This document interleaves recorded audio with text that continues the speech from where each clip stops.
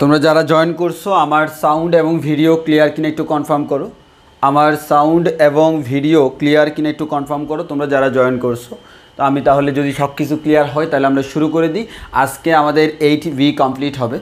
তো 8P এর মধ্যে আমাদের লাস্টের দিকের কিছু কিছু ম্যাথ আছে আমাদের, এগুলো এক্সট্রা, এই যে অক্ষরপত্র প্রকাশনের বইতে আছে, ওগুলোর কোনো প্রয়োজন নেই, ওগুলো আমরা করব না। আমরা যেসব টাইপ আমাদের আছে আমাদের প্রয়োজন সেগুলো আমরা করব। আর এরপরে হচ্ছে আমরা নেক্সট ক্লাসে 8Cতে চলে যাব। তো আজকে আমরা 8B কমপ্লিট করব। 8B এর যে ম্যাথগুলো প্রয়োজন আছে ইম্পর্টেন্ট সেগুলো আমরা আজকে করে দিব। হ্যাঁ, আজকে হচ্ছে লাস্ট টাইপ। তো গতদিনের টাইপের আমার একটা ম্যাথ বাকি ছিল, সেই ম্যাথটা আমাদের এখন বোর্ডে লেখা আছে। এই ম্যাথটা হয়তো তোমরা বাসায় প্র্যাকটিস করতে গিয়ে অনেকের একটু প্রবলেম হয়েছে, তো কারণে আমি এই ম্যাথটা একটু সলভ করাই দিব। তো তোমরা জয়েন করতে করতে আমি একটু যারা আমাদের রেগুলার ক্লাস করো ওদেরকে একটু মেনশন করে দাও। আর তোমরা জয়েন করতে করতে আমি একটা কাজ করি, আমি এই ম্যাথের চিত্রটা আঁকতে থাকি।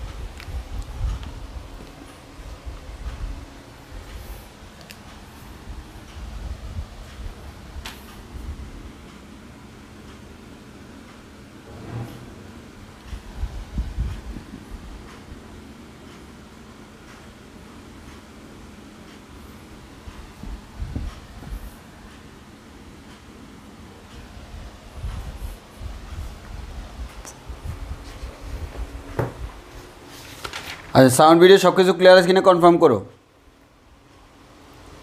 তাহলে আমরা শুরু করে দিতাম, যদি সব কিছু ক্লিয়ার থাকে আমরা শুরু করে দিই।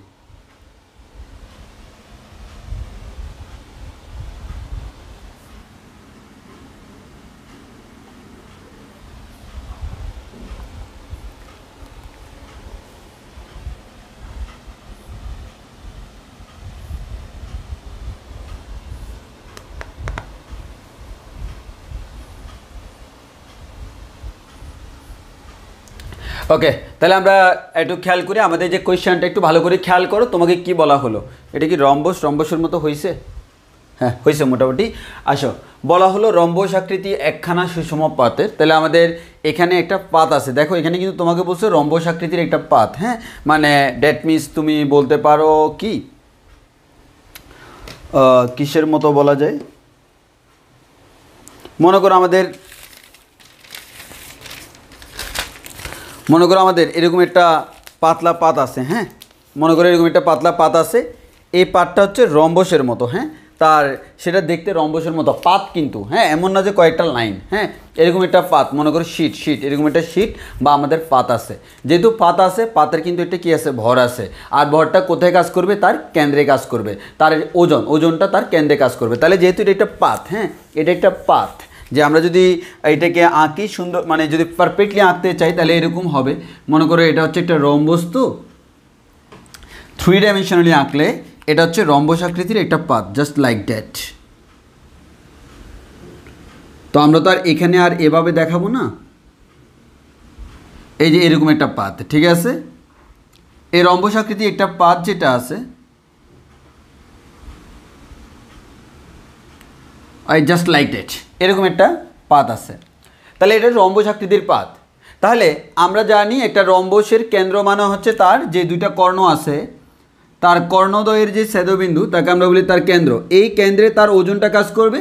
আর সহজ নিয়ম হচ্ছে ওজন সবসময় কোন দিকে কাজ করে, নিচের দিকে কাজ করে, এবং আমাদের সেন্টারে ওজনটা কাজ করতেছে। তাহলে যেটা এটা পাত, এই পাতের একটা ওজন আছে, এই ওজন আছে, তাহলে এই পাতটা আমার এখানে দাঁড়ায় আছে।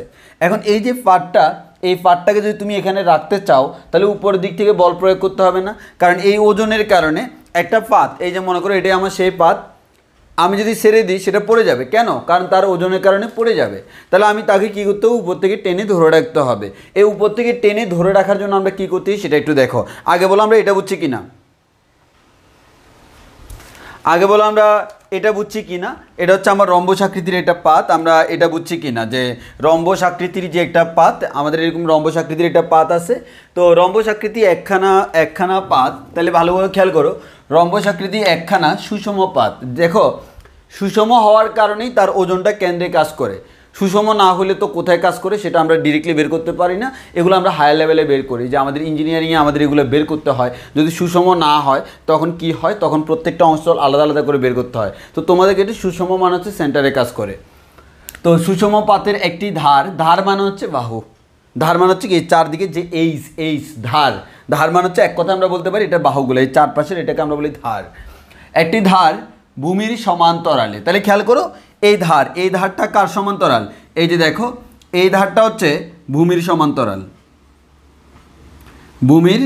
সমান্তরাল। তো তোমাকে বলা হলো একটি ধার ভূমির সমান্তরালে ও একটি কোণ 120 ডিগ্রি।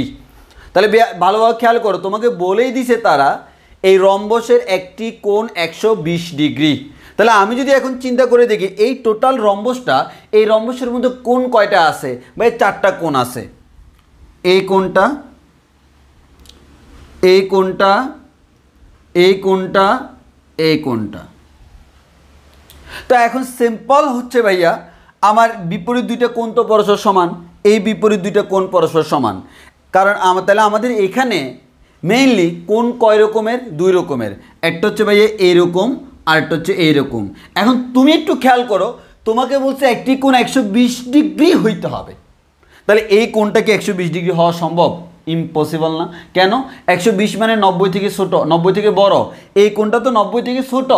তাহলে 120 যদি হইতে হয় এটাকেই হইতে হবে, এবং এই কোণটাকেই আমরা 120 ডিগ্রি ধরে নিছি। এই কোণটাই হচ্ছে আমাদের 120 ডিগ্রি।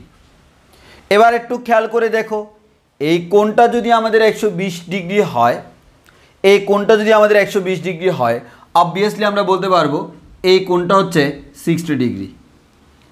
এই কোণটা 60 ডিগ্রি মানে হচ্ছে ভাইয়া এই কোণটাও অ্যাকচুয়ালি আমাদের 60 ডিগ্রি। কথা ক্লিয়ার কিনা বলো? এই কোণটা আমাদের অ্যাকচুয়ালি কত ডিগ্রি? 60 ডিগ্রি।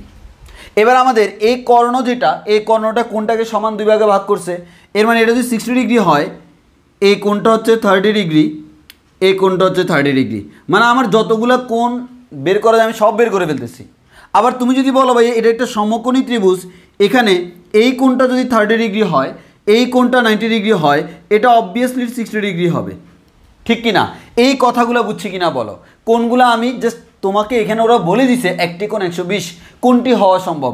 অবভিয়াসলি এটা হওয়া সম্ভব। এটা যদি 120 হয়, এদিকের কোণটার 60, আর এটা 60 মানে হচ্ছে এই কোণটাও 60, এই কোণটা 60 মানে হচ্ছে কর্ণ তাকে সমান দুই ভাগে বিভক্ত করছে, তাহলে আমাদের এটা 30, এটা 30। আবার এটা যদি একটা সমকোণী ত্রিভুজ হয়, এই কোণটা 30 হলে এই কোণটা 60। বলো এতটুকু কথা কি আমরা বুঝেছি? বলো এতটুকু কথা বুঝছি কিনা? এখানে কোণগুলো সবচেয়ে ইম্পর্ট্যান্ট। কোণের যে ক্যাটাগরি, কোণের যে আমাদের কোণের যে সেন্সটা, এখানে আমাদের কোণের সেন্সটা সবচেয়ে বেশি ইম্পর্ট্যান্ট। এখানে কোণের সেন্সটা সবচেয়ে বেশি ইম্পর্ট্যান্ট। কোণ সম্পর্কে তোমাদের আইডিয়া হয়েছে কি না বলো? কোণ সম্পর্কে তোমাদের আইডিয়া হয়েছে কি না? তাহলে সিম্পল দেখো, এই অধ্যায়ের ম্যাথগুলো করতে হলে সবচেয়ে বেশি অ্যানালাইজ করতে হয় অ্যাঙ্গেল নিয়ে, কোণ নিয়ে। কোণ যত ইজিলি তুমি চিন্তা করতে পারবা, ম্যাথ তত তাড়াতাড়ি মিলবে। তিনটা বল পাবা, সাম্যাবস্থায় থাকবে, লামির উপপাদ্য লাগবে কি? সাইনের সাথে কোণ লাগবে। এই কোণটা বের করা হচ্ছে এই সকল ম্যাথের মোস্ট ইম্পর্টেন্ট পার্ট। ওকে, নেক্সট। তাহলে আমাদের কোণ বের করা শেষ। ওকে, তাহলে আমি এটা মুছে ফেলি। তাহলে আমি বুঝলাম হচ্ছে, দেখো তাহলে আমি বুঝে গেলাম। কি বুঝলাম ভাইয়া? এই যে এটা হচ্ছে ওজন, এই ওজনটা নিচে দিয়ে কাজ করে। এই কোণটা 120, আমি আর দেখাইলাম না। এই কোণটা যদি আমাদের 120 হয়, এই কোণটা 60, তাহলে এই যে এই কোণটা হচ্ছে 30, এই কোণটা 30 হলে এই কোণটা হচ্ছে আমাদের 60। আবার সিম্পল তুমি চিন্তা করো, এই টোটাল কোণটা হচ্ছে 120, তাহলে আমার এই যে এই টোটালটা যদি 120 হয়, এই কর্ণ তাকে সমান দুই ভাগে ভাগ করলো, এর মানে ছোটো কোণটা হচ্ছে 60। যেমন সিম্পল চিন্তা করো না, এই টোটাল কোণটা হচ্ছে কত? 60, আর এখানে টোটাল কোণটা হচ্ছে কত? 120। এটাকে সমান দুই ভাগে ভাগ করলে এটা হয় 30, এটাকে সমান দুই ভাগে ভাগ করলে এটা হয় 60। এবার তুমি এই সমকোণী ত্রিভুজ, যেটা যেহেতু ওজন সরাসরি নিচে দিয়ে কাজ করে, এই সমকোণী ত্রিভুজের চিন্তা করো, এটা যদি 30 হয়, এটা হবে 60। আর এখানে তুমি এই সমকোণী ত্রিভুজের চিন্তা করো, এই সমকোণী ত্রিভুজের চিন্তা করো, এই কোণটা সমকোণ, এই কোণটা 60 হলে এই কোণটা 30। সিম্পল। এখন বললো রম্বসটির কেন্দ্র হতে, এই রম্বসটির কেন্দ্র হচ্ছে এটা, স্বভাবতই হচ্ছে আমার ওজনের কারণে সে নিচের দিকে নেমে যাবে, পড়ে যাবে। বাট তোমাকে বলা হলো রম্বসটির কেন্দ্র হতে কর্ণ বরাবর। তাহলে দেখো তার কর্ণ আছে দুইটা, একটা হচ্ছে এটা, আরটা হচ্ছে এটা। কর্ণ বরাবর ফি ও কিউ বলদ্বয় প্রয়োগ করে একে খাড়া রাখা হলো। ফি এবং কিউ এই দুইটা বল প্রয়োগ করে তাকে আমি খাড়া রাখলাম। তাকে আমি কী রাখছি? খাড়া রাখছি। তাহলে খাড়া রাখছি মানে হচ্ছে সে আমাদের এভাবে দাঁড়িয়ে আছে, এর মানে এক কথায় সাম্যাবস্থায় আছে। তাহলে কর্ণ বরাবর কোন দিকে সেটা বলে নাই। এখন তুমি চিন্তা করো, একটা বস্তু নিচে পড়ে যাচ্ছে ওজনের কারণে, তাকে যদি আমার খাড়া রাখতে হয়, নিচু উপরের দিকে বল প্রয়োগ করতে হবে না? অবভিয়াসলি ভাই, আমাদের এই দিকে আমরা ফি পরিমাণ বল প্রয়োগ করলাম, এই দিকে আমরা কিউ পরিমাণ বল প্রয়োগ করলাম। ইভেন তারা বলেই দিছে phi is greater than Q. এখন তোমাদের মনে একটা প্রশ্ন থাকতে পারে, ভাইয়া আপনি যে ফি এবং কিউ দিলেন, এটা কি আমি ইচ্ছামতো দিতে পারবো? উত্তর হলো না। ইচ্ছামতো দিতে পারতা যদি phi is greater than Q না বলতো। তুমি উল্টে দিলে আনসার উল্টে যাবে। তাহলে আমার এখানে phi is greater than Q মানে হচ্ছে বড়টা ফি, ছোটোটা কিউ। এখন তুমি একটু ভালো করে খেয়াল করে দেখো, ভাইয়া আপনি এগুলো বুঝছেন কি না? ভাইয়া আপনি কিভাবে বুঝছেন? হ্যাঁ দেখো, তাহলে আমাদের এখানে এই পি কিউ এবং ডব্লিউ এই তিনটে মিলে সাম্যাবস্থা সৃষ্টি করছে না? এই দিকে আমার কিউ বল, এই দিকে আমার পি বল, আর এই দিকে ডব্লিউ বল কি সৃষ্টি করছে? সাম্যাবস্থা সৃষ্টি করছে। তো আমরা জানি, আমরা আগেই বলছিলাম ভাইয়া দেখো, এই দুইটা বলের লব্ধি হচ্ছে এই বরাবর আর, এই লব্ধিটার সমমানের বিপরীত মানের একটা বল এদিকে কাজ করতেছে, বিদায় এই তিনটা বল মিলে সাম্যাবস্থায় আছে। অ্যাকচুয়ালি এই দুইটার লব্ধি কি? এটা না, এটাকে প্রতিহত করতেছে এটা। আচ্ছা ভালো কথা, এখানে এই কোণটা হচ্ছে 30 ডিগ্রি, এই কোণটা হচ্ছে 60 ডিগ্রি। এখন তোমরা আমাকে বলো, ফি এবং কিউ লব্ধি হচ্ছে আর, এই কোণটা লব্ধির সাথে একটার কোণ 30, একটার কোণ 60, কোনটা বড়? অবশ্যই ফি বড়। কেমনে বুঝছি? কারণ আমরা জানি লব্ধি বড়টার দিকে ঝুঁকে থাকে। দুইটি বলের ক্ষেত্রে দুইটি বলের লব্ধি কার দিকে ঝুঁকে থাকে?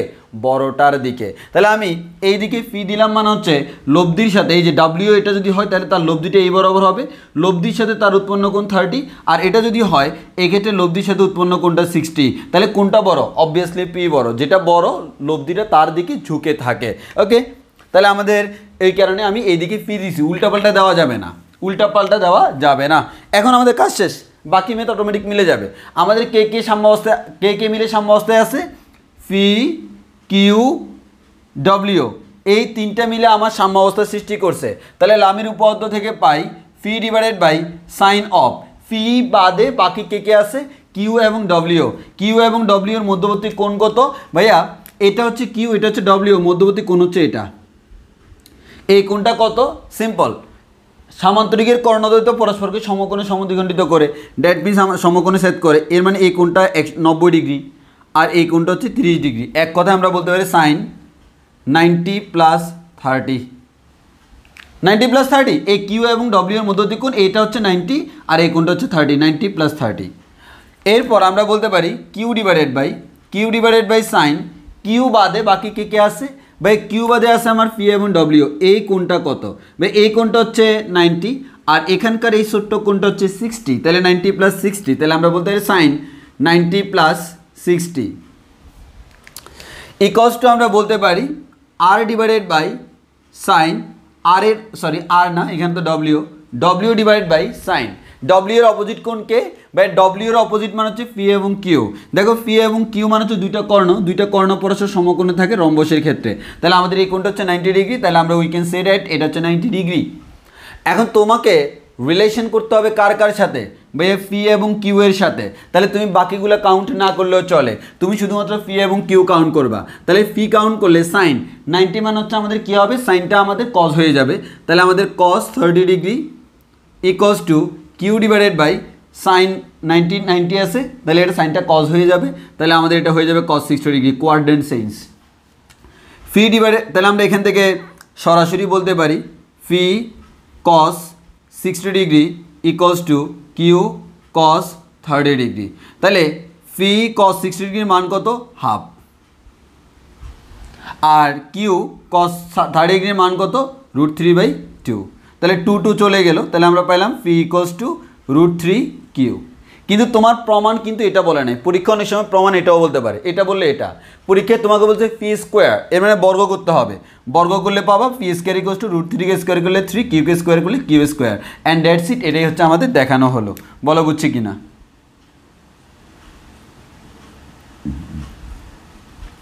বুঝছি কিনা বলো?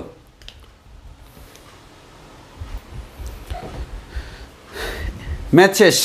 তাহলে দেখো ম্যাথ কিন্তু খুবই ছোটো, এই সিম্পল এই ম্যাথটাই, বাট আমাকে বেসিকটা পারফেক্টলি বুঝতে হবে, বলো বুঝছি কিনা বলো। এখানে অ্যাঙ্গেলটা হচ্ছে সবচেয়ে বড় ইম্পর্টেন্ট ব্যাপার। ওকে, তাহলে এবার আমরা অন্যতম ইম্পর্টেন্ট একটা ম্যাথ করব। এই আমাদের নতুন টাইপসে আমরা চলে আসছি। এই ধরনের ম্যাথগুলো এক্সামে একটু বেশি আসছে। এখন যে ম্যাথটা করাবো এই ধরনের ম্যাথ এক্সামে একটু খুব বেশি আসে। হ্যাঁ, ওকে, তাহলে আমি পরের ম্যাথের কোয়েশ্চেনটা তুলি। আমরা কয়েকটা ম্যাথ করাইলে আমাদের এই টাইপের জাস্ট কয়েকটা ম্যাথ আছে, ওই কয়েকটা ম্যাথ করাইলে আমাদের শেষ। তো আমরা আসি, যেগুলো করানো লাগবে সেগুলো আমি প্রত্যেকটাই করাই দিব, যার কারণে হোমওয়ার্ক খুব একটা থাকবে না। আমি আগেই বলছি স্থিতিবিদ্যায় তোমাদের হোমওয়ার্ক খুব একটু কম থাকবে, ম্যাক্সিমাম ম্যাথই আমি করাই দিব। আর আমি যেগুলো করাই দিব এগুলোই আবার তোমাকে বাসায় হোমওয়ার্ক হিসেবে করতে হবে। আচ্ছা, এখানে কোয়েশ্চেন যেটা করছে, কোয়েশ্চেনটা হচ্ছে একটি হেলানো সমতলের, আমি কোয়েশ্চেনটা লিখি আগে। এই ম্যাথটা খুব ভালো করে বুঝতে হবে, বেশি ইম্পর্টেন্ট, পাইয়ে যেতে পারো পরীক্ষায়। একটি হেলানো সমতলের ভূমি ও দৈর্ঘ্যের সমান্তরালে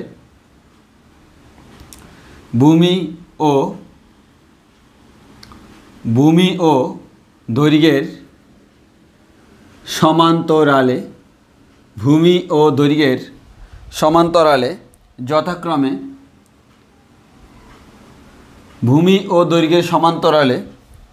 যথাক্রমে ক্রিয়াশীল দুইটি পৃথক বল, যথাক্রমে ক্রিয়াশীল দুইটি পৃথক বল, ক্রিয়াশীল দুইটি পৃথক বল পি ও কিউ এর প্রত্যেকে একাকী ডব্লিউ ওজনের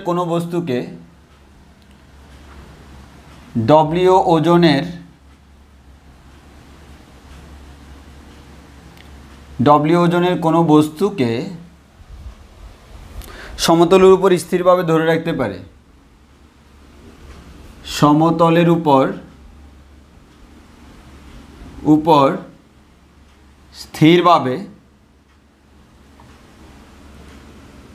ধরে রাখতে পারে। ওকে, প্রমাণ করো যে W equals to phi q divided by root over phi square minus q square। এটা হচ্ছে আমাদের কোয়েশ্চেন।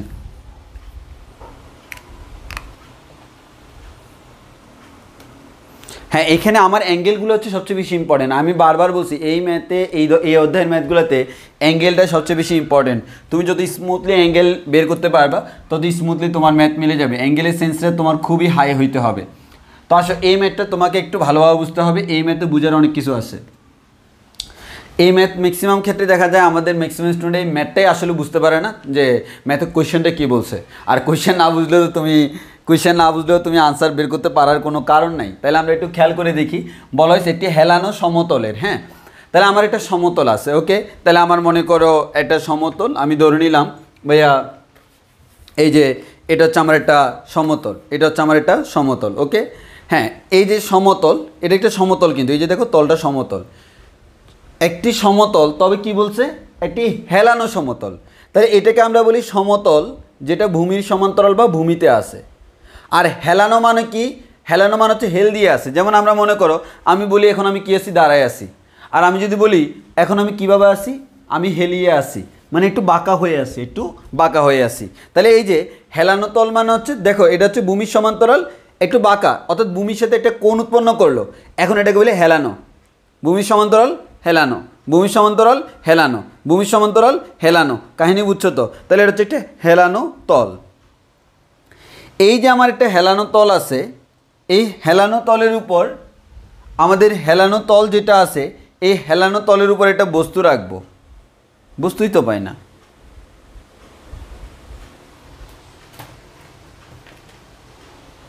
কি কষ্ট বলো তো, বস্তুই পাচ্ছি না। আচ্ছা বাদ দাও, বস্তু পাচ্ছি না, পাইছি, কলমের ডাক না। একটা বস্তু এরকম আছে, এখন এই বস্তুটা অটোমেটিক পড়ে যাচ্ছে, স্বাভাবিক গ্র্যাভিটির কারণে সে পড়ে যাবে। এই বস্তুটাকে এখন আমি সামহাউ সাম্য অবস্থায় রাখবো, স্থির রাখবো। এই জিনিসটা নিয়ে আমার এই ম্যাথটা। তো আসো কোয়েশ্চেনের মধ্যে সব বলে দেওয়া আছে, কোয়েশ্চেনটা খুব ভালো করে বুঝতে হবে।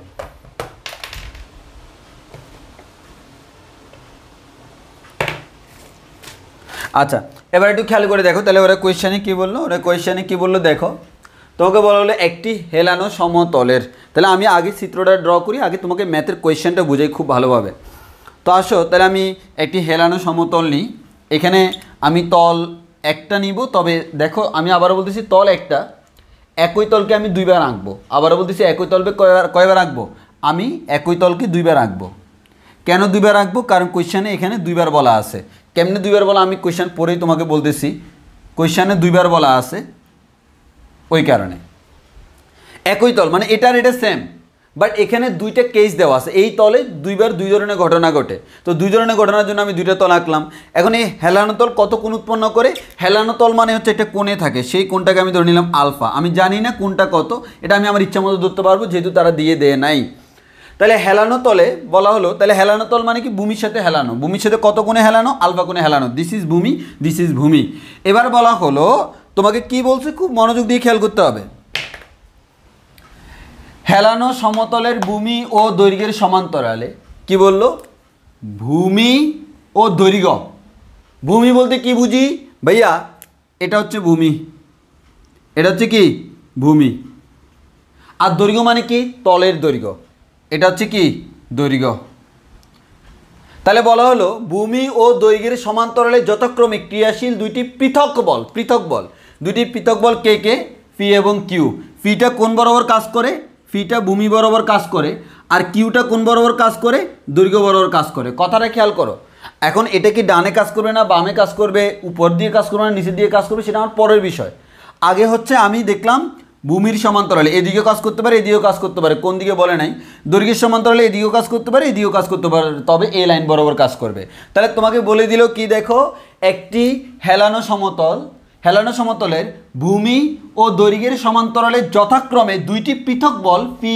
ও কিউ তাহলে দুইটি পৃথক বল পি এবং কিউ কিভাবে কাজ করে একটা হচ্ছে ভূমির সমান্তরালে কাজ করে কে পি তাহলে পি যেখানেই দাও না কেন তুমি এই চিত্রের যেখানেই পি আঁকবা না কেন প্রত্যেকটা ক্ষেত্রে তোমাকে আঁকতে হবে পিটা ভূমির সমান্তরালে প্রত্যেকটা ক্ষেত্রে পিটাকে আঁকতে হবে কি ভূমির সমান্তরালে আর আমাদের কিউটা যেখানে আঁকবা সেখানে কিউটাকে আঁকতে হবে দৈর্ঘ্যের সমান্তরালে আমি কথাটা বুঝাইতে পারছি কিনা বলো আমি এইখানে দুইটা যখনই আমাদের এই পি এবং কিউ এর কথা যেহেতু বলছে এরা আমাদের এখানে কাজে লাগবে যখনই আমার কাজে লাগুক তাদেরকে আঁকার সময় কিভাবে আঁকবো অবশ্যই পিটাকে আঁকবো হচ্ছে ভূমির সমান্তরালে আর কিউটা পিটাকে আঁকবো হচ্ছে ভূমির সমান্তরালে কিউটাকে আঁকবো হচ্ছে দৈর্ঘ্যের সমান্তরালে মানে হচ্ছে তলের সমান্তরালে আগে কথাটা বুঝছে কিনা সমান্তরালে মিন্স এটা নয় যে একই দিকে কারণ তলের তো কোনো দিক নেই সো সমান্তরালে কোন দিকে কাজ করতে হবে সেটা আমার কমন সেন্স দিয়ে আমি বুঝে যাব আপাতত বলো একটুক বুঝছে কিনা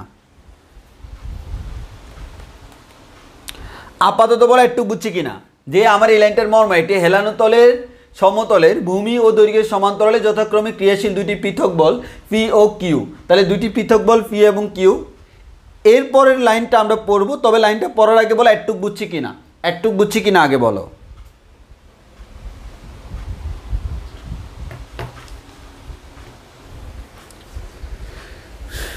কুইকলি রেসপন্স করো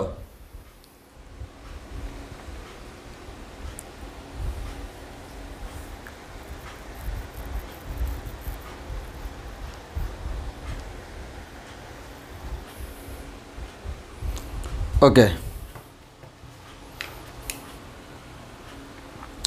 আচ্ছা তাহলে যদি বুঝে থাকো এবার দেখো তাহলে তোমাকে কি বললো পি ও কিউ এর প্রত্যেকে একাকী দেখো ভালো করে খেয়াল করো পি ও কিউ দুইটা কিন্তু পৃথক পৃথক দুইটা বল আর দুইটার ধর্ম কি সেটা এখানে বলে দেওয়া আছে প্রত্যেকে একাকী মানে একা এটা মনে করো পি এটা মনে করো কিউ এরা একাকী ডব্লিউ ওজনের কোনো বস্তুকে সমতলের উপর স্থিরভাবে ধরে রাখতে পারে এর মানে এই সমতলের উপর একটা বস্তু আছে এই বস্তুটা আছে এখানে এই সমতলের উপর একটা বস্তু আছে এই বস্তুটা আছে এখানে তাহলে এই বস্তু যদি এখানে থাকে তাহলে তুমি স্বভাবতই তুমি চিন্তা করে দেখো ভাইয়া এই বস্তুটার ওজন কোন দিকে কাজ করবে ভাই এই বস্তুর ওজন সবসময় নিচের দিকে কাজ করবে ডব্লিউ এই বস্তুর ওজন সবসময় নিচের দিকে কাজ করবে ডব্লিউ এবার একটা জিনিস তোমরা আশা করি জানো ফিজিক্সে তোমরা পড়ছো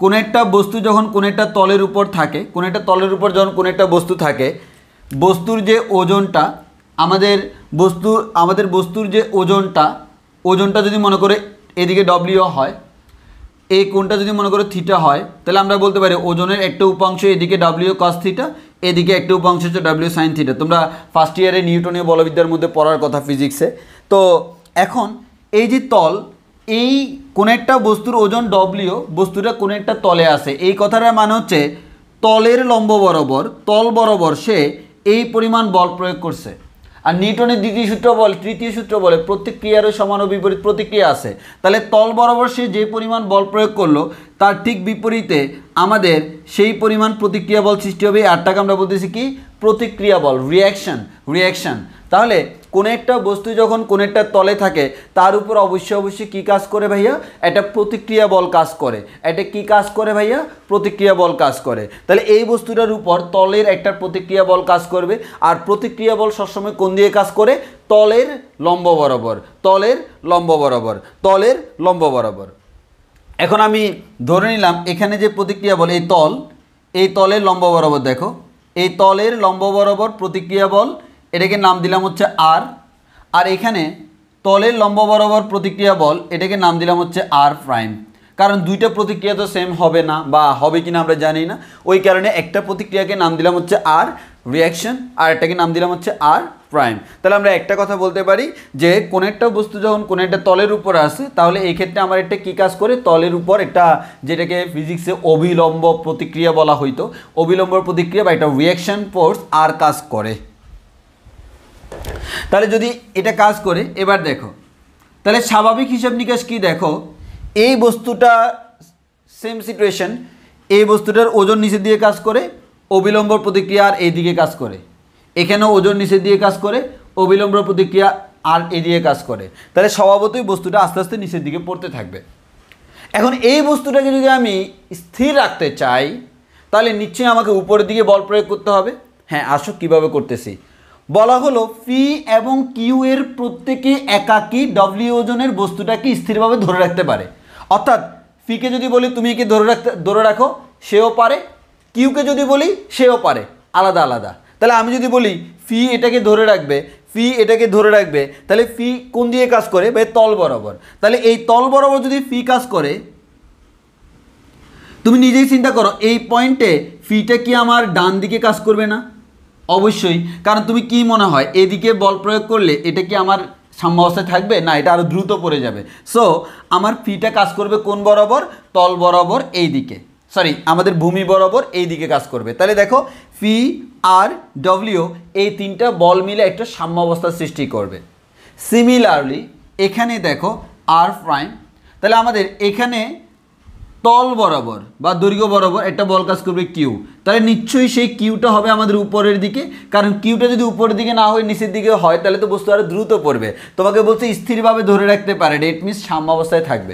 তাহলে আমার এখানে চিত্র দুইটা আমরা বুঝছি কি না, আগে আমাকে এটা বলো, আগে আমাকে এটা কনফার্ম করো আমরা চিত্র দুইটা বুঝছি কিনা, আমরা চিত্র দুইটা বুঝছি কিনা এটা আমাকে একটু কনফার্ম করো যে আমাদের ওজন নিচের দিকে কাজ করতেছে, অবিলম্ব প্রতিক্রিয়া তলে লম্ব বরাবর কাজ করে, আর ফি বলটা ভূমির সমান্তরালে এই দিকে কাজ করে বস্তুটাকে স্থির রাখছে, আর কিউ বলটা দৈর্ঘ্য বরাবর এই দিকে কাজ করে বস্তুটাকে স্থির রাখলো।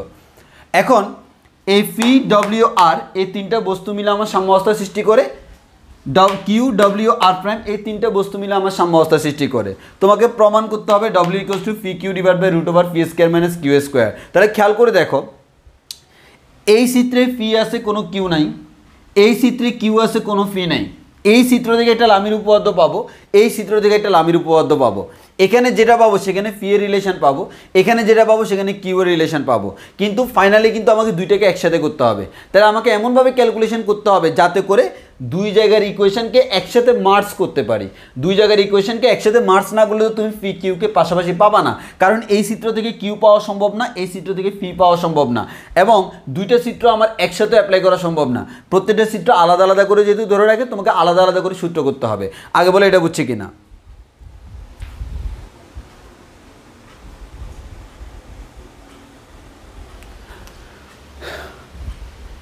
আচ্ছা দেখো, আমি কোয়েশ্চেনটা আবার বলতেছি। তোমাকে বলা হলো একটি হেলানো সমতল, এই যে একটা তল, এই তলটা হচ্ছে হেলানো, মানে ভূমির সাথে একটা কোণে আছে, কোণটা আমরা নিচ থেকে ধরে নিলাম আলফা, আমরা ধরে নিছি এটা। তো ভূমি এবং দৈর্ঘ্যের সমান্তরালে ক্রিয়াশীল দুটি পৃথক বল ফি এবং কিউ, মানে ফি বলের বৈশিষ্ট্য হচ্ছে সে সবসময় ভূমির সমান্তরালে কাজ করে, আর কিউ বলের বৈশিষ্ট্য হচ্ছে সে সবসময় তল বরাবর কাজ করে, এই তল বা দৈর্ঘ্য বরাবর কাজ করে। ওকে, বলা হলো এই ফি এবং কিউ প্রত্যেকে একাকী, ফি সে একা, কিউ সে একা, এখানে ডব্লিউ ওজনের একটা বস্তু আছে, সেই বস্তুটাকে সাম্যাবস্থায় রাখতে পারে। তো ডাব্লিউ ওজনের বস্তুর বৈশিষ্ট্য কি, তার ওজন নিচে দিয়ে কাজ করবে, অবিলম্ব প্রতিক্রিয়া তলের লম্ব বরাবর কাজ করবে, এবং এই ফি বলটা এইদিকে কাজ করে এটাকে সাম্যাবস্থায় রাখছে, আর কিউ বলটা এই বরাবর কাজ করে এটাকে সাম্যাবস্থায় রাখছে। প্রত্যেকে একাকী, যখন ফি কাজ করছে তখন কিউ কাজ করে নাই, যখন কিউ কাজ করছে তখন ফি কাজ করে নাই। তাহলে আমার এখানে টোটাল আমি বল পাচ্ছি কয়টা, একটা দুইটা তিনটা, এখানেও পাচ্ছি একটা দুইটা তিনটা। তাহলে আমরা লামির উপপাদ্য অ্যাপ্লাই করতে পারবো, অবশ্যই পারবো, এবং সেটা আমরা এখন করব।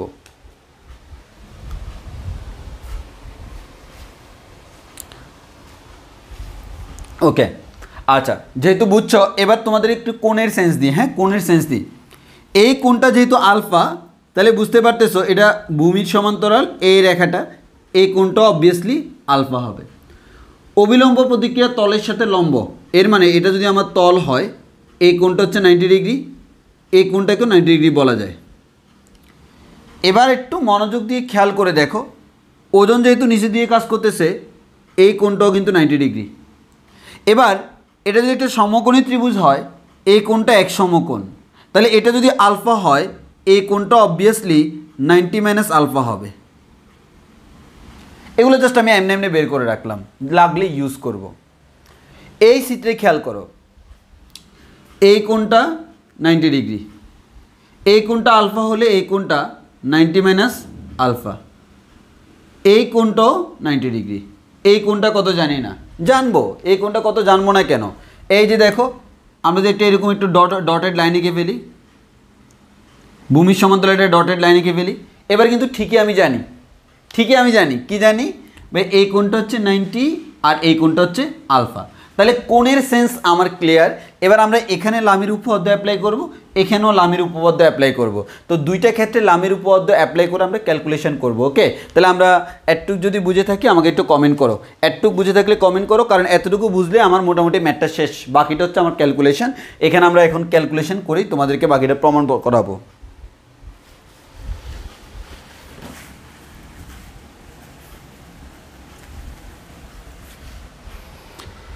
ও ক্যালকুলেশনের জায়গা কই?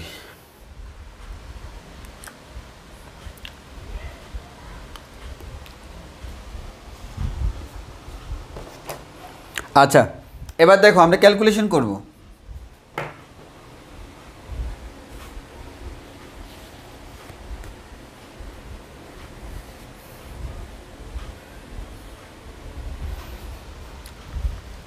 একটু খেয়াল করে দেখো তো, ক্যালকুলেশন যদি করি, এই চিত্রে ক্যালকুলেশন করি, প্রথম চিত্রে, হ্যাঁ প্রথম চিত্রে কে কে আছে, ফি আর ডব্লিউ।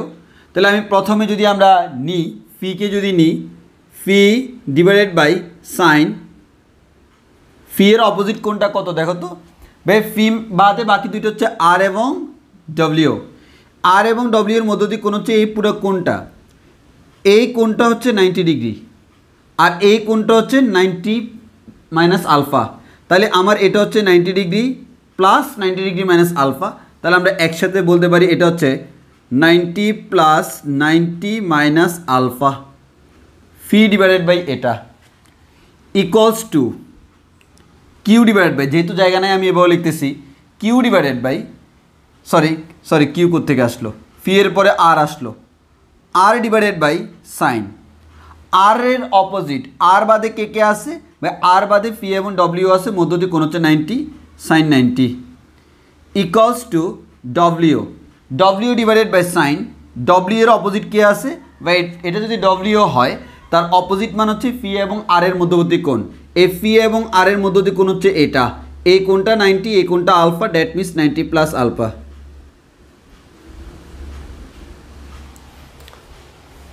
ওকে, আচ্ছা, তো আমরা এখান থেকে দেখো 90 প্লাস 90 মানে আমরা লিখতে পারি 180 ডিগ্রি, সাইন 180 মানে সাইনটা সাইনই থাকবে। তাহলে আমরা লিখতে পারি, আমরা অন্য কালারে লিখি বুঝতে সুবিধা হবে, ফি ডিভাইডেড বাই সাইন, তাহলে 90 প্লাস 90 মানে 180, পাই 180 মাইনাস আলফা মানে হচ্ছে আমাদের sine alpha equals to R divided by sine 90 ডিগ্রির মান হচ্ছে 1 equals to W divided by 90 আছে, সাইনটা কি হয়ে যাবে, কস হয়ে যাবে, 90 মাইনাস আলফা মানে কজ আলফা। তাহলে আমরা এখান থেকে পাইলাম phi by sine alpha equals to R by 1 equals to W divide by cos alpha. এটাই হচ্ছে আমার ফাইনাল ইকুয়েশন। যা করব এখান থেকে করব, আমরা যেহেতু জায়গা নাই আমি এতটুকুর মধ্যে বসে থাকি, কারণ আমি এ লাইনের পর আর চিত্র আমার দরকার নেই, আমি এখন চিত্রটা মুছে ফেলবো। আগে বলো আমরা একটু বুঝছি কিনা, phi divided by sine alpha equals to R divide by 1 equals to W divide by cos alpha. এখান থেকে ক্যালকুলেশন করে এটা পাইছি, এটা আমরা বুঝছি কি না, এটা আমরা বুঝছি কি না, এটা আমরা বুঝছি কিনা কনফার্ম করো। Phi divide by sine alpha equals to R divide by 1 equals to W divide by cos alpha, এটা আমরা বুঝছি কিনা কনফার্ম করো, এটা আমরা বুঝছি কিনা। এটা ফার্স্ট ফিগার থেকে আঁকলাম, প্রথম ফিগার থেকে আমরা এই জিনিসটা আঁকলাম, এখন ফিগারটা আমি মুছে ফেলবো, মুছে এরপর এটার জন্য লিখবো, লিখার পর সেটাও মুছে ফেলবো। আমাকে বলো এটা বুঝছি কিনা।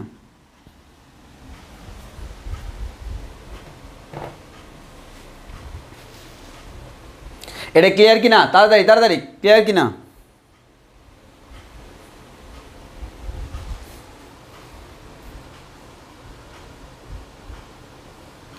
ওকে, এবার আমরা নেক্সট, তাহলে আমার যদি এই চিত্রটার দরকার নাই, চিত্র থেকে লামির উপপাদ্য অ্যাপ্লাই করার জন্য চিত্রের দরকার ছিল, অলরেডি চিত্র এঁকে চিত্র থেকে ক্যালকুলেশন করে এই লাইনটা পেয়ে গেছি, আমার আর এই দিকে তাকানোর দরকার নেই। এবার এখানে তাকাও, এখানে কয়টা বল আছে? সিমিলারলি তিনটা মানে হচ্ছে লামি। তাহলে আমরা প্রথমত আসি Q divided by sine of Q বাদে কে কে আছে? আর প্রাইম এবং ডব্লিউ।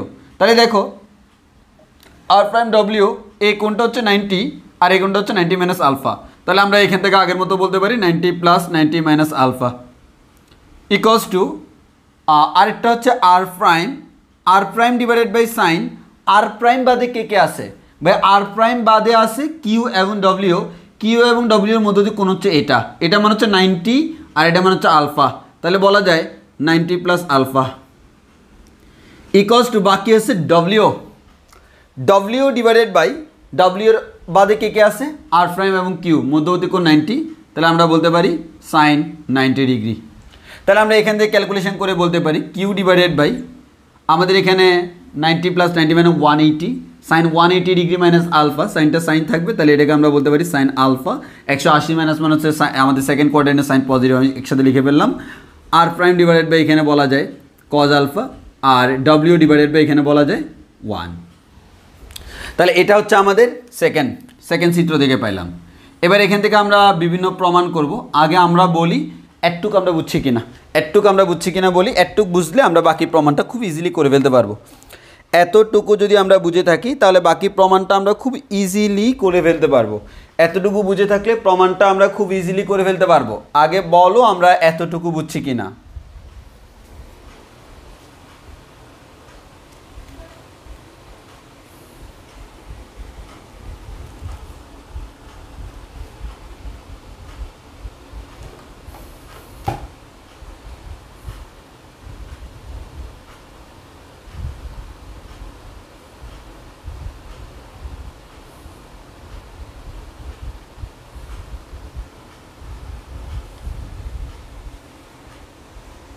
একটু বুঝছি কি না একটু কনফার্ম করো। ওকে, তাহলে আমি এবার তাহলে সব কিছু মুছে ফেলতেছি, আমি শুধুমাত্র দুইটা ইকুয়েশন লিখে রাখবো। হ্যাঁ, যে দুইটা ইকুয়েশন আমরা পাইছি, ইকুয়েশন দুইটা আমি লিখে রাখবো। একটা হচ্ছে phi divided by sine alpha equals to R divided by 1 equals to W divided by cos alpha. আরেকটা হচ্ছে Q divided by sine alpha equals to R prime divided by cos alpha equals to W divide by 1। এই দুইটা আমরা দুইটা চিত্র থেকে পাইছি। চিত্র কোত্থেকে পাইছি তারা আমাকে বলেই দিছে, ওই দুইটা চিত্র থেকে আমরা এই দুইটা ইকুয়েশন পেয়ে গেলাম। এখন এই দুইটা ইকুয়েশন থেকে তোমাকে প্রমাণ করতে হবে। তো একটু টেকনিক্যালি দেখো, আমি যদি একটু টেকনিক্যালি তোমাকে এখানে দেখাই, একটু টেকনিক্যালি তাকাইলে তুমি এখানে দেখবা, যদি একটু টেকনিক্যালি তাকাও, প্রথমে আমরা একটু খেয়াল করে দেখি আমার লাগবে কার কার মধ্যে রিলেশন। দেখো আমার লাগবে কার, আমার লাগবে ফি, আমার লাগবে কিউ, আমার লাগবে ডব্লিউ। তাহলে ফি কিউ ডব্লিউ বাদে আর কাউকে নেওয়া যাবে না। প্রথম ইকুয়েশনে দেখো ফি আছে এখানে, ডব্লিউ আছে এখানে, আর তো আমার লাগতেছে না। তাহলে প্রথম ইকুয়েশন থেকে আমরা নিব হচ্ছে এই দুইটা। কি নিব? প্রথম ইকুয়েশন থেকে আমরা নিব phi divided by sine alpha equals to W divided by cos alpha. Okay, next second equation থেকে দেখো ভাইয়া, কিউ আমার লাগবে, ডব্লিউ আমার লাগবে, বাট আমাদের এখান থেকে আর লাগতেছে না। সো আমরা এখান থেকে যে জিনিসটা বলতে পারি সেটা হচ্ছে কি ভাইয়া, Q divided by sine alpha equals to W divided by 1।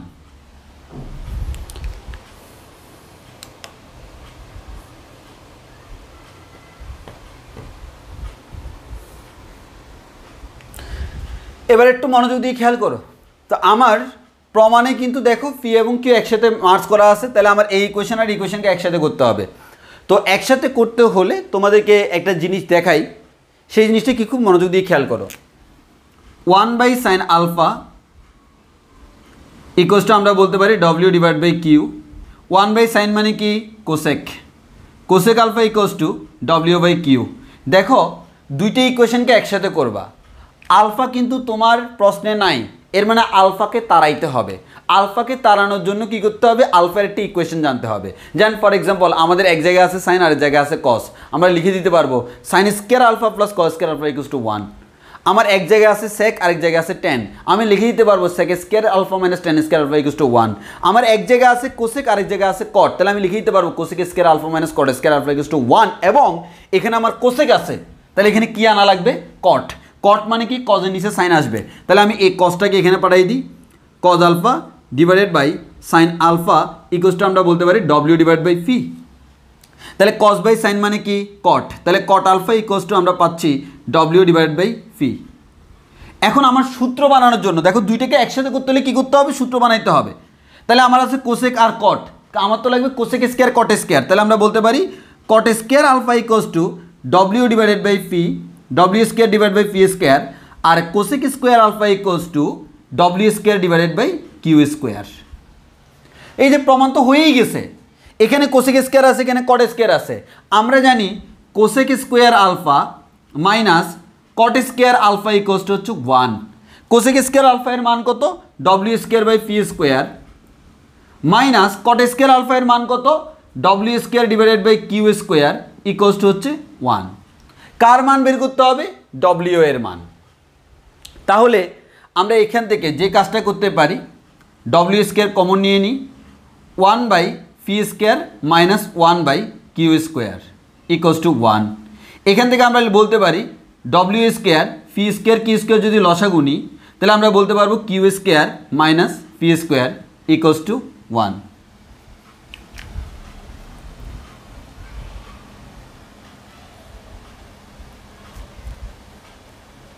ও সরি, কোসেকের মান হচ্ছে W square by Q square, আর সেকের মান হচ্ছে W square by phi square. উল্টা লিখার কারণে আমাদের উল্টে যাচ্ছিল।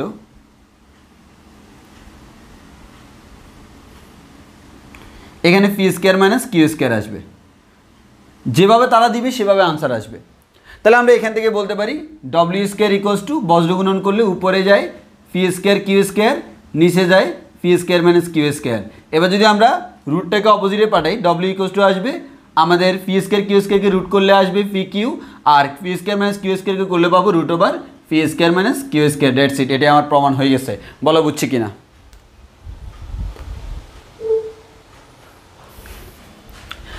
তাহলে আমাদের প্রত্যেকটা ফিগার থেকে আমরা ইকুয়েশন বের করলাম, দুইটা ইকুয়েশন আমরা বের করলাম, এই দুইটা ইকুয়েশন থেকে আমাদের যেটা আছে সেটা হচ্ছে ভাই W ফি কিউ, আমাদের আর প্রাইম এগুলো নাই, যেহেতু আমার প্রমাণে সেগুলো নাই, সেগুলো বাদ।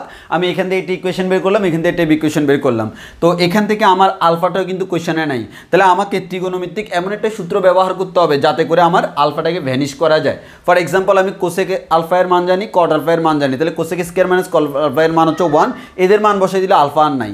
তো আমরা ওই অনুযায়ী দেখলাম এখানে 1/sin মানে কোসেক আছে, এখানে যেহেতু কোসেক আছে এখানে কট থাকা লাগবে, অটোমেটিক কট চলে আসে, কট বানাইলাম, কোসেক স্কোয়ার কোসেক আলফা পাইলাম, কট আলফা পাইলাম, আমার লাগবে কোসেক স্কোয়ার কট স্কোয়ার, তাহলে কোসেককে স্কোয়ার করলাম, কটকে স্কোয়ার করলাম। আমরা জানি cosec square minus cot square alpha equals to 1, cosec alpha এর জায়গায় তার মান বসাই দিলাম, কট স্কোয়ারের জায়গায় তার মান বসাই দিলাম। আমার দরকার হচ্ছে W এর মান, W স্কোয়ার কমন নিলাম, কমন নেওয়ার পর এখান থেকে আমরা লসাগু করলাম, লসাগু করে বাকিগুলোকে ডান পাশে পাঠাইলাম। এরপর আমার লাগবে W স্কোয়ার না, আমার লাগবে W, ওই কারণে স্কোয়ারটাকে অপোজিটে পাঠিয়ে রুট করে দিলাম, এখান থেকে ক্যালকুলেশন করে আমি আমার আনসারটা পেয়ে গেলাম। বলো আমরা বুঝছি কিনা। এই ম্যাথ পরীক্ষার জন্য মারাত্মক লেভেলের ইম্পর্টেন্ট।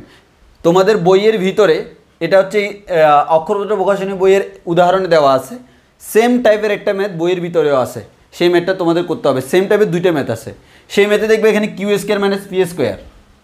কেন? ওই ম্যাথটা যেভাবে দেওয়া আছে ওই ম্যাথের মতো করে তুমি আবার সলভ করবা, দেখতে মনে হবে হুবহু সেম, কিন্তু এক্স্যাক্টলি হুবহু সেম না, হালকা পার্থক্য আছে। এই হালকা পার্থক্যের কারণে প্রমাণেও একটু পার্থক্য হয়ে যায়। এবং আরও একটা ম্যাথ এখান থেকে আসে, যেই ম্যাথটা আসলে আমাদের নতুন কোনো ম্যাথ না, এই কনসেপ্টেরই ম্যাথ, সেই ম্যাথটা আমি একটু দেখাই দিই। তার আগে আমরা একটু বুঝছি কিনা বলি, একটু বুঝলে আমি এখন সেই ম্যাথটা তোমাকে দেখাই দিচ্ছি।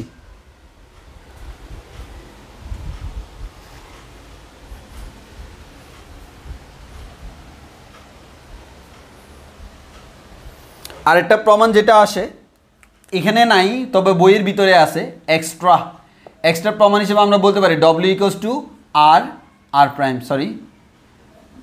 W square equals to R prime, অথবা R prime equals to W square. এই ধরনের একটা প্রমাণ আসে, তোমাকে তখন বলে দিবে যে আমাদের প্রতিক্রিয়া বলগুলা আর এবং আর প্রাইম, তাইলে প্রমাণ করো এটা।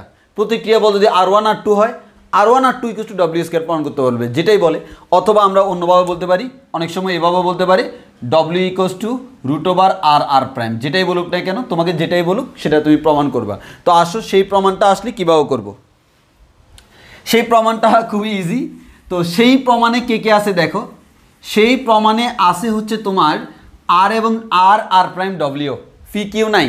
তাহলে সেই প্রমাণে যেহেতু ফি কিউ নাই, আমরা এখান থেকে আর এবং ডব্লিউ পার্টটা চুজ করব। তাহলে আমরা বলতে পারি R divided by 1 equals to W divided by cos alpha. Similarly এখান থেকে আমাদের এই অংশটা নিব, R prime divided by cos alpha equals to হচ্ছে ডব্লিউ ডিভাইডেড বাই 1। তো অ্যাকচুয়ালি তোমার খেয়াল করে দেখো, তোমার এখানে আর প্রাইম আছে, তাহলে তুমি এখান থেকে আর এর মান বের করো। আর এর মান হচ্ছে W divided by cos alpha. এখান থেকে তুমি আর প্রাইমের মান বের করো, আর প্রাইমের মান হচ্ছে ডব্লিউ কজ আলফা। তাহলে সুতরাং তুমি বের করো আর প্রাইমের মান।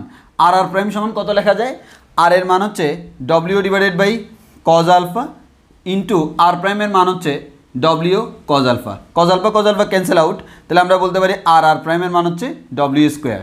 তাহলে আমরা এখান থেকে বলতে পারি ডব্লিউ স্কোয়ার ইকুয়ালস টু হচ্ছে আর প্রাইম। এখান থেকে বলা যায় W equals to root over R prime. So নতুন কোনো ম্যাথ না, সেম ম্যাথ, খালি অন্যভাবে দিতে পারে। বলো আমরা এটা বুঝছি কিনা। আমরা একের ভিতর দুইটাই করে ফেললাম, একটা ম্যাথের ভিতর দুইটা ম্যাথ করে ফেললাম। তাহলে আসলে আমাদের এই ধরনের ম্যাথও আসতে পারে। এই ধরনের ম্যাথ তোমার বইয়ের ভিতরেই আছে, দেখে নিতে পারো। আশা করি কোনো সমস্যা হবে না এরপর থেকে। এবার আসলে আমরা নেক্সট ম্যাথে যাই। এখন যা করাচ্ছি প্রত্যেকটা ম্যাথই ইম্পর্টেন্ট, প্রত্যেকটা ম্যাথ ইউনিকলি ইম্পর্টেন্ট।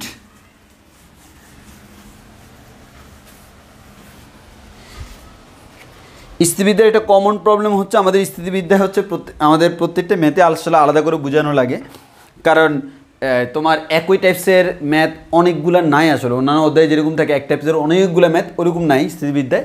ওই কারণে স্থিতিবিদ্যায় হচ্ছে আমরা যারা পড়াই তাদের একটু কষ্ট, অনেকগুলো ম্যাথ করাইতে হয়।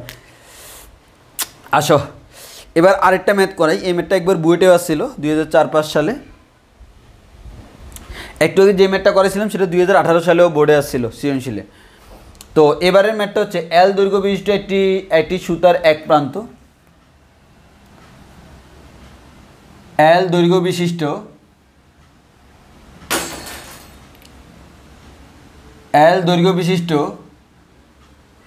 একটি সুতার এক প্রান্ত, এল দৈর্ঘ্য বিশিষ্ট একটি সুতার এক প্রান্ত কোনো খাড়া দেওয়ালে আটকানো আছে। কোনো খাড়া দেওয়ালে আটকানো আছে। কোনো খাড়া দেওয়ালে আটকানো আছে। কোনো খাড়া দেওয়ালে আটকানো আছে। তো বলা হলো আটকানো আছে এবং তার অপর প্রান্ত এ ব্যাসার্ধ বিশিষ্ট, এবং তার অপর প্রান্ত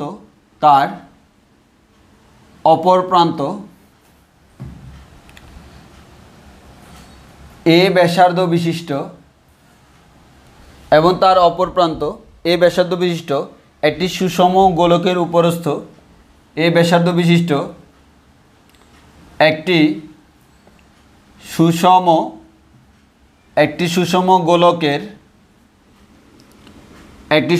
গোলকের উপরস্থ কোনো বিন্দুতে সংযুক্ত আছে। সুষম গোলকের উপরস্থ কোনো বিন্দুতে সংযুক্ত আছে। এবার বলা হলো গোলকটির ওজন ডব্লিউ হলে গোলকটির ওজন ডব্লিউ হলে দেখাও যে সুতার টান equals to W into A plus L divided by root over twice A L plus L square. এটা তোমাকে দেখাতে হবে। আসো এই কোয়েশ্চেনটা, এটা হচ্ছে আমাদের কোয়েশ্চেন। তো আসি আমরা এই কোয়েশ্চেনটা আমরা একটু ভালোভাবে দেখি। এই কোয়েশ্চেনটা মোটামুটি পরীক্ষার জন্য অনেক বেশি ইম্পর্ট্যান্ট একটা কোয়েশ্চেন। তো কোয়েশ্চেনটা খুব ভালোভাবে বুঝতে হবে। কোয়েশ্চেনটা বুঝলে আসলে আমাদের এই মেতে আর আহামরি কোনো কিছু ঝামেলা নাই। আমাদের এখানে কোয়েশ্চেনটা বোঝাটা হচ্ছে সবচেয়ে ইম্পর্ট্যান্ট। তোমরা একটু কোয়েশ্চেনটা একবার পড়ো, আমাকে 1 মিনিট টাইম দাও।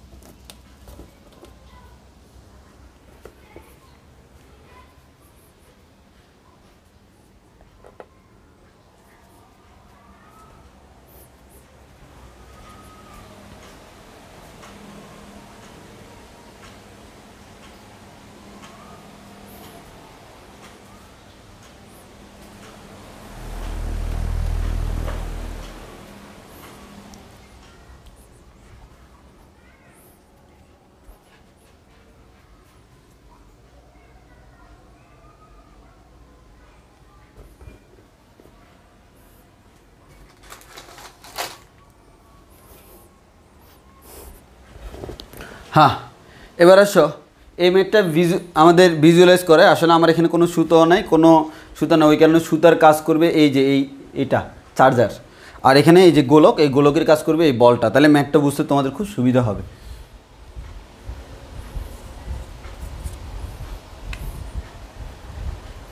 আসো আমরা প্র্যাকটিক্যালি আমরা এই ম্যাটটা ব্যাখ্যা করে ফেলবো।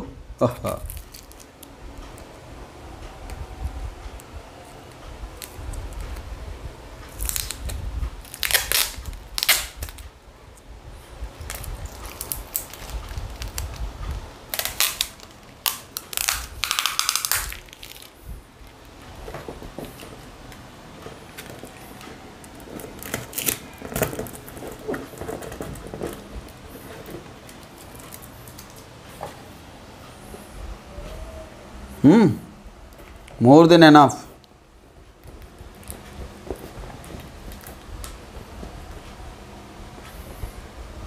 দাঁড়াও, এটার দেওয়ালে ঝুলাইতে হবে। দেওয়ালে ঝুলামো না, আমার পাগল অফিসে দেওয়ালে ঝুলামো, এমন একটা কাজ করবো মনে হবে ঝুলে রাখছি।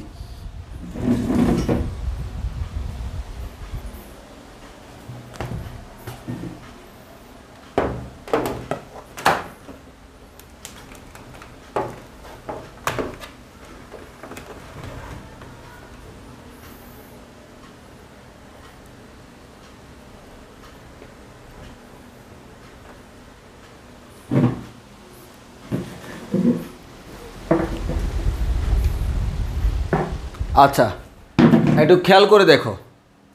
এবার আমরা একটু খেয়াল করে দেখি। এবার আমরা এক পাশে হচ্ছে আমরা দেখব, এক পাশে আমরা ভিজুয়ালি দেখব, আরেক পাশে হচ্ছে আমরা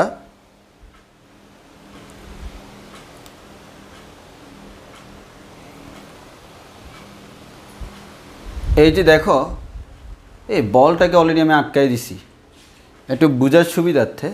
হ্যাঁ, আটকাই দিছি বলটাকে। হ্যাঁ, হয়েছে না? পারফেক্ট। বলটাকে আমি আটকাই দিছি। তোর বিশেষ হয় না? বিশেষ হইতে হবে।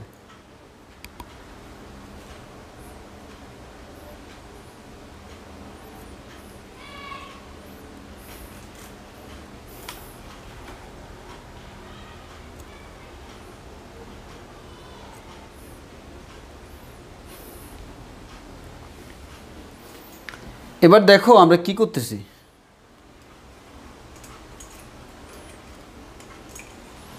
আরে বেটা পেছাস কেন?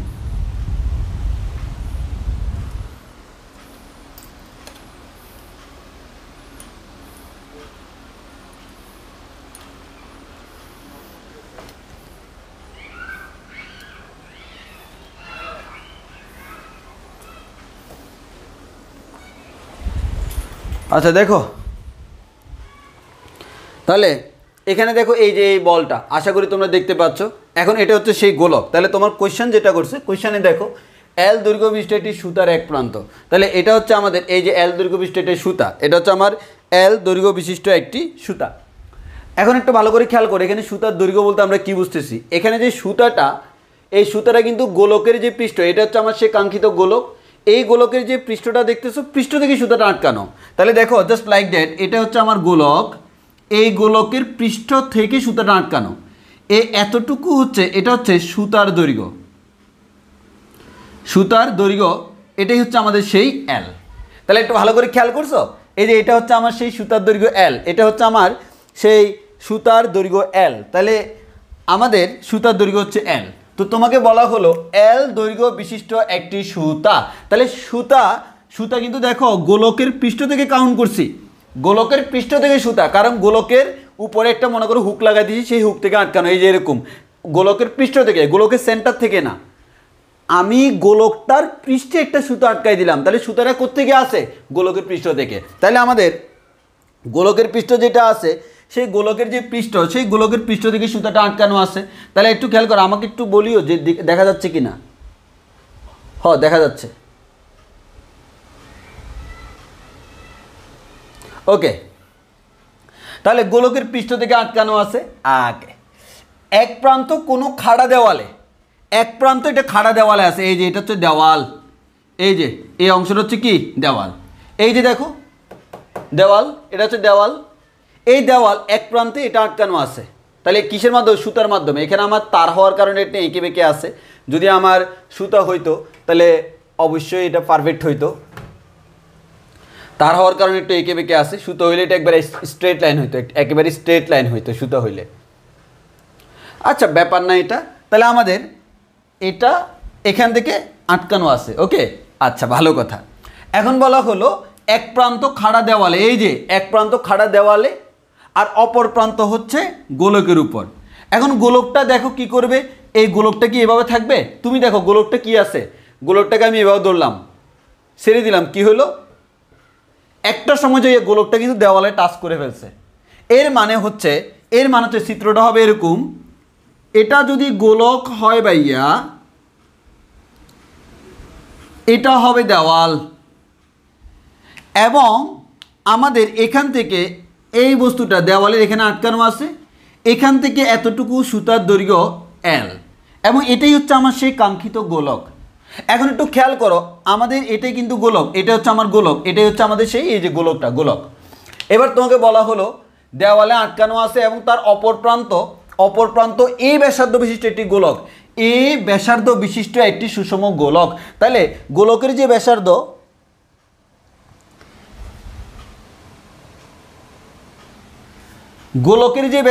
এই গোলকের যে ব্যাসার্ধ সেটা হচ্ছে আমার এ। তাহলে আমাদের গোলকের ব্যাসার্ধ এতটুকু, এটার দৈর্ঘ্য হচ্ছে এ। তাহলে আমরা নিশ্চয়ই বলতে পারবো সেন্টার থেকে এটা আমাদের টোটাল দূরত্ব হচ্ছে এ প্লাস এল, এটা ব্যাপার না। তাহলে আমার গোলকের ব্যাসার্ধ হচ্ছে এ আর সুতার দৈর্ঘ্য হচ্ছে এল ব্যাসার্ধের সুতা এই গোলকটাকে আমাদের এখানে ধরে রাখছে। এটা হচ্ছে একটা দেওয়াল, এটা হচ্ছে খাড়া দেওয়ালে আমার আটকানো আছে। এই দেওয়ালে যেখান থেকে আটকানো আছে এখান থেকে গোলকের পৃষ্ঠ পর্যন্ত সুতার দৈর্ঘ্যটা হচ্ছে এল, এবং আমাদের গোলকের যে আমাদের ব্যাসার্ধ সেটা হচ্ছে এ। এই ব্যাসার্ধের একটা গোলক কিন্তু। হ্যাঁ, এবার আসো, সুষম গোলকের উপরস্থ কোনো বিন্দুতে সংযুক্ত আছে। তোমাকে বলে দিছে সুষম গোলকের উপরস্থ কোনো বিন্দুতে, মানে পৃষ্ঠে, উপরস্থ মানে উপরে কোনো একটা বিন্দুতে সংযুক্ত আছে। এবার বলা হলো গোলকটির ওজন ডব্লিউ হলে, তাহলে গোলকের যে ওজন দেখো, আমাদের গোলকটার যে ওজন, সেই ডব্লিউ কোন দিয়ে কাজ করবে? ভাই গোলকের ওজন ডব্লিউ অবশ্যই নিচে দিয়ে কাজ করবে। এটা কারণ দেখো এই যে আমার গোলক, এই গোলকের ওজন কিন্তু তার কেন্দ্রে কাজ করবে। তার কেন্দ্র কি দেওয়ালে? না, তার কেন্দ্র কিন্তু এই যে এখানে। তাহলে এই যে এই বরাবর গোলকের ওজনটা কাজ করতেছে, ঠিক কি না? হ্যাঁ, তাহলে গোলকের ওজনটা এই বরাবর কাজ করবে। এবার আসো, গোলকের ওজন এই বরাবর কাজ করে, বস্তুটা আমার এভাবে থাকে কেন? কারণ এই সুতাটা তাকে টেনে ধরে রাখছে।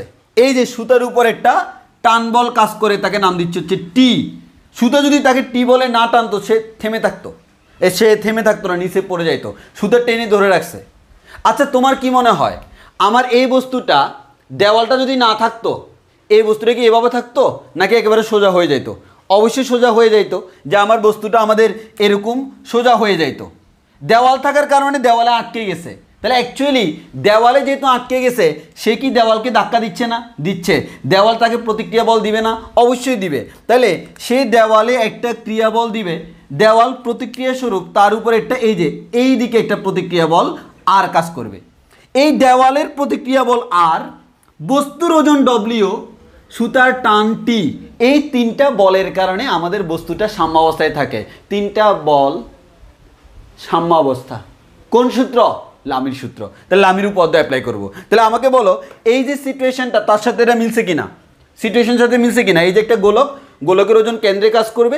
আমাদের এখন এটাকে যদি আমি সরাসরি ধরতাম, সরাসরি ধরলে ভাই দেখো এই গোলকটাকে সরাসরি ধরেছি এইভাবে আছে, কিন্তু যখনই আমি দেওয়ালে অ্যাটাচ করে দিলাম তখন কিন্তু সেই দেওয়ালে ধাক্কা দিছে। খেয়াল করছো? দেওয়ালে ধাক্কা দিচ্ছে, না হয় কিন্তু আমাদের এরকম সোজা থাকার কথা। বাট আমি দেওয়ালে যখন অ্যাটাচ করছি সে আর যাইতে পারতেছে না, দেওয়ালে ধাক্কা দিল। দেওয়াল তার উপর একটা প্রতিক্রিয়া বল দিবে, সেই প্রতিক্রিয়া বলটা কোন বরাবর? তল। কোন তলে ধাক্কা দিচ্ছে? এই দেওয়ালে। দেওয়ালের ঠিক লম্ব বরাবর বাইরের দিকে, এই দেওয়ালের ঠিক লম্ব বরাবর বাইরের দিকে প্রতিক্রিয়া বল আর, তার ওজনটা নিচে দিয়ে কাজ করে। যেহেতু সুতা দিয়ে টানি রাখছি, এই সুতা বরাবর টান বল টি কাজ করে। একটুকু আমরা বুঝছি কিনা কমেন্টে বলো যদি বুঝে থাকো। এবার আমরা এখানে এই চিত্রটা দেখাইয়ে আমরা এখন ম্যাথটা শেষ করে দিব। একটুকুর মধ্যে কারো কোনো কনফিউশন থাকলে বলতে পারো। এতটুকুর মধ্যে কোনো কনফিউশন থাকলে বলতে পারো।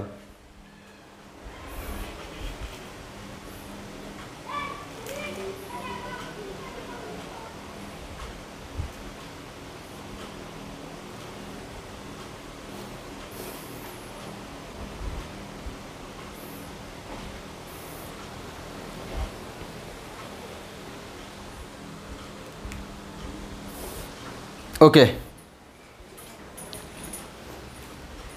এবার আসো তাইলে।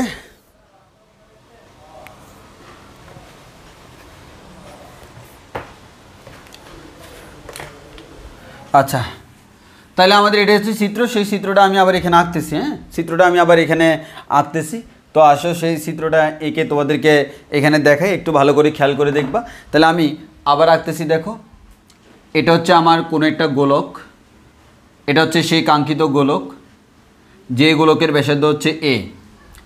এখানে একটা দেওয়াল আছে, দেওয়ালে গোলকটা আটকে আছে, স্বাভাবিক, কারণ দেওয়ালটা হচ্ছে স্থির দেওয়াল। তো এটা হচ্ছে গোলকের কেন্দ্র, এই বরাবর একটা সুতা টাঙানো আছে, সেই সুতার রেসপেক্টে কিন্তু সে এভাবে থাকবে। তাহলে এতটুকু হচ্ছে সুতার দৈর্ঘ্য এল, আর এখান থেকে এটা হচ্ছে গোলকের ব্যাসার্ধ এ। গোলকের যে ওজন, সে ওজনটা নিচে দিয়ে কাজ করবে ডব্লিউ, আর এই তলে সে যেহেতু তলের উপরে একটা ক্রিয়া বল দেয়, তল তাকে একটা প্রতিক্রিয়া বল দিবে যার নাম হচ্ছে আর। তাহলে এখানে আমাদের টোটাল 3 ধরনের বল কাজ করবে। একটা হচ্ছে সুতা বরাবর টান বল টি, আরেকটা হচ্ছে এই বরাবর আর, আরেকটা হচ্ছে এই বরাবর ডব্লিউ। এই তিনটা বল মিলে তারা কি থাকবে? সাম্যাবস্থায় থাকবে। এই তিনটা বল মিলে যদি তারা সাম্যাবস্থায় থাকবে, এখানে আমরা লামির উপপাদ্য অ্যাপ্লাই করব। তোমাকে প্রশ্ন করা হয়েছে সুতার টান, এটা প্রমাণ করতে হবে, তাহলে সুতার টানটা বের করতে হবে। তো সুতার টানটা আমরা বের করব, তাহলে আমরা লামির উপপাদ্য এখানে অ্যাপ্লাই করব। তো সুতার টান যখন তুমি বের করবা, দেখো সুতার টান বের করার সময় ভালোভাবে খেয়াল করে দেখো, সুতার টান যখন তুমি বের করতেছো ওই মুহূর্তে সুতার টান বের করার সময় সুতার টান টি সমান এটা প্রমাণ করতে হবে। তো যেটা প্রমাণ করতে বলছে একটু খেয়াল করে দেখো, সেখানে শুধুমাত্র ডব্লিউ আছে, কোনো আর নাই। সো লামির উপপাদ্য অ্যাপ্লাই করার সময় আমার আরকে কাউন্ট করার দরকার আছে? নাই। আমি শুধুমাত্র সুতার টান টি কাউন্ট করব আর ওজন ডব্লিউ কাউন্ট করব। তাহলে আমি চিত্রটা মুছে ফেলি। তাহলে আমরা লামির উপপাদ্য থেকে কী পাই? লামির উপপাদ্য থেকে আমরা বলতে পারি ভাইয়া টান বল T divided by sine of equals to, আরেকটা হচ্ছে ওজন W divided by sine of. কত সেটা আমরা একটু দেখি। টান বলের অপোজিট যে কোণটা, দেখো টান বলের অপোজিট যে কোণটা, সেই কোণটা হচ্ছে আমাদের এই কোণটা, আর এবং ডব্লিউ এর মধ্যবর্তী কোণ, এই কোণটা হচ্ছে 90 ডিগ্রি। তাহলে আমরা এখান থেকে বলতে পারি সাইন 90 ডিগ্রি। আর ডব্লিউ এর অপোজিট কোণ যেটা, ডব্লিউ এর অপোজিট কোণ হচ্ছে এই কোণটা, এই কোণটা। তো এই কোণ থেকে তো আসলে অ্যাকচুয়ালি কিছু বের করা যায় না। তো অ্যাকচুয়ালি তুমি দেখো এই কোণটা মানে হচ্ছে অ্যাকচুয়ালি এই কোণটা না, এই যে এখানকার এই কোণটা, যদি মনে করো এটাকে আমরা নাম দিলাম হচ্ছে এ, এটাকে নাম দিলাম হচ্ছে এই পয়েন্টটাকে নাম দিলাম হচ্ছে বি, সেন্টারটাকে নাম দিলাম হচ্ছে সি। তাহলে এই কোণটাকে আমরা বলতে পারি এসিবি কোণ, ঠিক কি না? এটাকে আমরা বলতে পারি এসিবি কোণ। এটা যদি আমার এসিবি কোণ হয়, এই কোণটা কত হবে? ফাই মাইনাস এসিবি কোণ, অবভিয়াসলি। হ্যাঁ ভাইয়া, এটা হবে সাইন ফাই মাইনাস এসিবি কোণ, ফাই মাইনাস এসিবি কোণ। তাহলে আমরা এখান থেকে বলতে পারি ভাই টান বল টি ডিভাইড বাই সাইন 90 ডিগ্রির মান হচ্ছে 1 equals to W divided by phi মান হচ্ছে সাইনটা সাইন থাকবে সাইন এসিবি। তো একটু ভালো করে খেয়াল করো, তাহলে আমরা এখান থেকে বলতে পারি টি ইকুয়ালস টু হচ্ছে W divided by sine ACB. এখন একটু ভালো করে খেয়াল করো, সাইন যে এসিবি বের করব, তো তোমার দেখো ডব্লিউ বাদে বাকি যতগুলো মান আছে সেগুলো কিন্তু দেখো এ এল এই ধরনের মান না? এই ধরনের মান মানে তুমি বুঝতেই পারতেছ এটা হচ্ছে আমার এই সমকোণী ত্রিভুজের বাহুগুলা। তাহলে আমরা এখান থেকে বলতে পারি কি, দেখো সাইন এসিবি, সাইন এসিবি মানে কি এই কোণটা না? জি ভাইয়া। তাহলে সাইনের সাথে আমার রিলেশন কি? লম্ব বাই অতিভুজ। তাহলে আমরা এখান থেকে বলতে পারবো ডব্লিউ ডিভাইডেড বাই লম্ব বাই অতিভুজ। লম্বকে এখানে এটা যদি কোণ হয়, এবিটা হচ্ছে লম্ব, এবি ডিভাইডেড বাই অতিভুজকে, অতিভুজ হচ্ছে এসি। তাহলে আমরা এখান থেকে সুন্দর করে লিখতে পারি টি ইকুয়ালস টু হচ্ছে W into AC divided by AB, অর্থাৎ এটাকে উল্টে দিলাম আর কি। এখানে দেখো এসি এর মানটা আমরা জানি, এ থেকে সি পর্যন্ত, এ থেকে সি পর্যন্ত এই মানটা আমরা জানি হচ্ছে এ প্লাস এল, কিন্তু এবি এর মানটা আমরা জানি না। এবি মানে কোনটা? বা এবি মানে হচ্ছে এই দৈর্ঘ্যটা। তো স্বাভাবিক হিসাব নিকাশ আমরা এখান থেকে পিথাগোরাসের সূত্র অ্যাপ্লাই করতে পারি। অতিভুজের মান হচ্ছে এ প্লাস এল। তুমি যদি এই ত্রিভুজটা চিন্তা করো, দেখো অতিভুজের মান হচ্ছে এ প্লাস এল আর ভূমির মান হচ্ছে এ। কেন? ভূমি মানে হচ্ছে এটা, এটা মানে হচ্ছে আমাদের গোলকের ব্যাসার্ধ। তাহলে আমরা এখান থেকে বলতে পারি অতিভুজ আর ভূমি আমরা পেয়ে গেলাম, এখান থেকে লম্ব বের করতে হবে। তো লম্ব সমান আমরা কি জানি? লম্ব সমান বলতে পারি লম্ব এ বি সমান রুট ওভার অতিভুজ স্কোয়ার মাইনাস ভূমি স্কোয়ার। অতিভুজ মান হচ্ছে A plus L whole square minus ভূমি স্কোয়ার। তো আমরা যদি এখানে সূত্র করি A plus B whole square formula কী হবে? A square plus twice A L plus L square minus A square. A square কাটাকাটি যাবে, তাহলে এখানে থাকবে twice A L plus L square. এই যে দেখো twice A L plus L square চলে আসছে। তাহলে আমরা এখান থেকে বলতে পারবো নিচে হচ্ছে এ বি এর মানটা হচ্ছে root over twice A L plus L square. আর এটাই হচ্ছে আমাদের সেই কাঙ্ক্ষিত প্রমাণ, সুতার টান টি। বলো বুঝছি কিনা?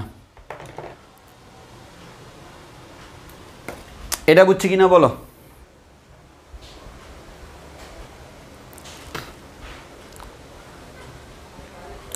এটা বুঝছি কিনা বলো? ওহো, আমাদের তো এত স্লো যাচ্ছি কেন বুঝতেছি না।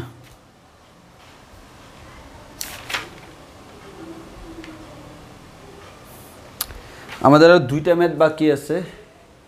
আচ্ছা বাদ দাও, ওই 2টা ম্যাথ আগামী ক্লাসেই করাবো। শুধু শুধু প্রেশার নেওয়ার দরকার নেই, যেহেতু ওই 2টা ম্যাথই ইম্পর্টেন্ট ম্যাথ। আমরা আগামী ক্লাসেই দেখাবো, আজকে আর দেখাবো না। এই ম্যাথটা বুঝছি কিনা বলো? এই ম্যাথটা বুঝছি কিনা বলো? আসলে ম্যাথগুলো একটু পিওরলি ব্যাখ্যা না করলে ঝামেলা হয়ে যায়, কারণে একটু ভালোভাবে ব্যাখ্যা করতে হয়, একটু কথা বেশি বলতে হয়। এই ম্যাথে কারো কোনো কনফিউশন আছে কি না? এই ম্যাথে কারো কোনো কনফিউশন আছে কি না?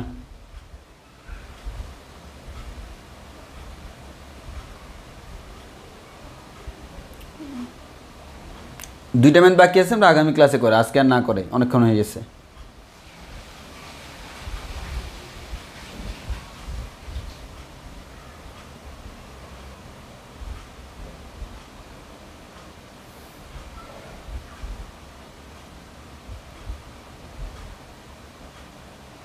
ওকে, তাহলে আজকে এতটুকু পর্যন্তই। আমরা আগামী ক্লাসে, তাহলে আমি ভাবছি না আজকে 8B শেষ করব, যেহেতু শেষ করতে পারি নাই অ্যাকচুয়ালি, তাহলে আমরা আগামী ক্লাসে শেষ করব। এবং আগামী ক্লাসের সাথে সাথে তাহলে আমরা একটা কাজ করব, 8C এর সূত্রগুলো বলে দিতে।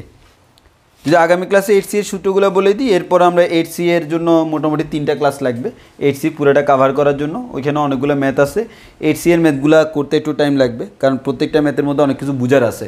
8Cতে অনেকে অনেক বেশি কনফিউশনে পড়ে, আশা করি তোমরা সেই কনফিউশনে পড়বা না। আমরা সবগুলা পিওরলি ইনশাল্লাহ ব্যাখ্যা করব।